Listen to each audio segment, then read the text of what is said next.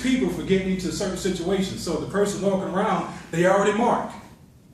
And so if you got somebody out in the real world who like having babies, but don't like taking care of the responsibility of being a father or mother, you mark them. And so therefore, the person that meets them, they already have a heads up. Now the thing is, these markers, they cost around $10. But it's going to be like more of a nonprofit organization. So I already talked to the manufacturer and the U.S. government. What they told me, with $10,000, we could buy enough of these markers for the U.S. population. And what this would do, believe it or not, it can minimize welfare, it can minimize spending, it can minimize depression, because you can keep good people from getting with sorry people. And I think this right here is the best invention ever. So, Shark Tank, I think this right here will be the best invention. I think it's worth your money. Okay, thank you. Edward, who's got some questions for Edward? Jake. Edward. Okay. Is the material safe for children if they by accident eat it, or have you done any testing?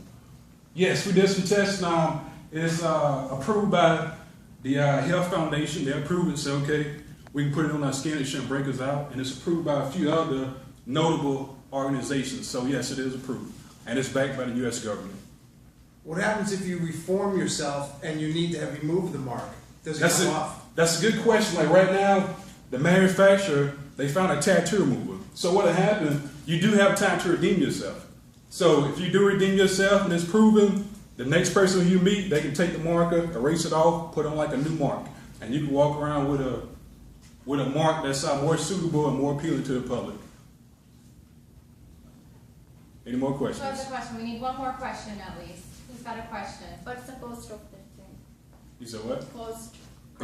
The cost is $10, but it's a nonprofit, so we're trying to get on these investors to fund it for us. And so once they fund it, we'll buy enough for the U.S. population, and we'll send out each package home by home. So each household will have their own little package of markers. So if they meet somebody, they can tattoo them.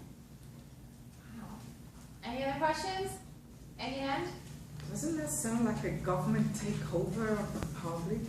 Well, you know what? Yeah, that's right. That's why I got approved by the U.S. government first. Because the thing is, right now, welfare reform is so big. You got so many people abusing the system, so many people battling depression, because they beat you up with sorry people and people that's proven to be sorry over again. But by doing this right here, if you meet up with somebody who's not notable, or if they're good, you have the opportunity to tattoo them. And so that's where, if you meet somebody, you know they're good. If you don't, you know they're not. But you know how they've been in the past. So that's why we're doing this right here. It's to help you as the public. Yes, you have another question? Yes. Go ahead.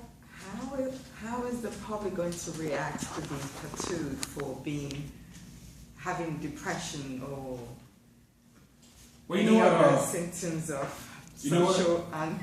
Yeah, that's a good question. I'm glad you asked that. The thing is, we let the public do things the way they want to over the years, and now the U.S. deficit is at $2 zillion or $2 trillion.